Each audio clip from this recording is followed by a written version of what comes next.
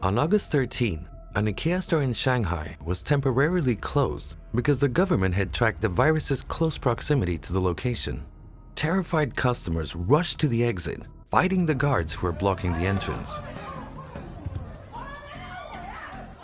Those who were unable to flee had to wait until early morning to be bused to quarantine facilities. This is the current state of Shanghai, a city that is still far from normal. The Sujiahui Ikea catchment area shall undergo 2 days of quarantine and 5 days of health monitoring. The Shanghai government declared in a press conference on August 14th. Shanghai's famed Xiahui district is a lively commercial area when there is no outbreak. The Shanghai government was advertising the 3rd Shanghai May 5th shopping festival, and many districts, including Sujiahui, were offering discounts to get people back into the shops. The city government had expected to boost the desperately sluggish economy after more than 2 months of lockdowns.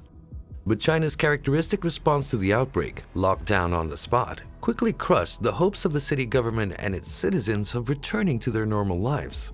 Fighting the epidemic is a political task, and all economic and social activities have taken a backseat to it.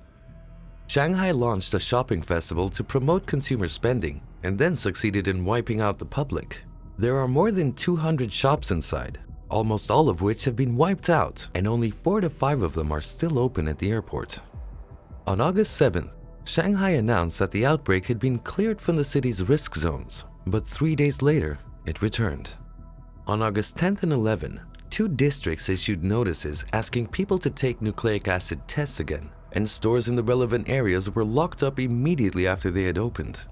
Residential neighborhoods that had just celebrated the lifting of lockdowns were locked up again. Sony officials passed the bucket. No one cares. Shanghai official media The Paper, a subsidiary of Shanghai United Media Group, reported the outbreak in Sanya, which upset the official media in Hainan province. On August 8th, Hainan Daily wrote, "What kind of grudge does the paper have against Sanya? Why does it ignore the overall situation of epidemic prevention and control and try so hard to be naive? Is it because the development of Hainan's free trade port has stolen your prestige, future, business, and halo? Or did the first half of this year's GDP growth rate of over 10% leave you with no shine?" Shanghai started the city lockdown at Pudong on March 28, 2022, and it lasted until early June. The aforementioned article in Hainan Daily sarcastically asked, "Is it that Sanya didn't come in thousands of miles to help at the time? Or did we not entertain Shanghai people when they came here in waves after your outbreak ended?" It's rare for 2 official media outlets to bicker publicly and shrewishly, but this is a special time.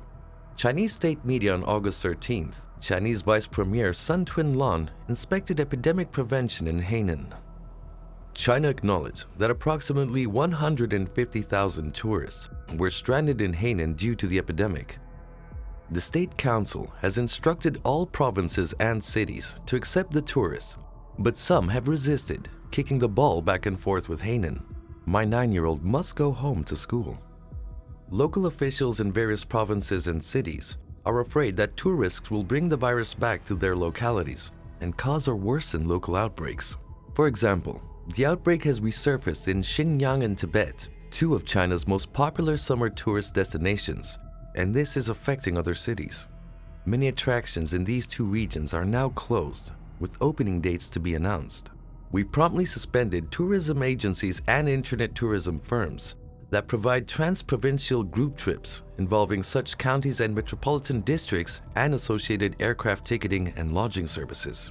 When high or medium risk locations disappear, this suspension will be lifted. Since August 10th, key urban areas in URMG have been under lockdown.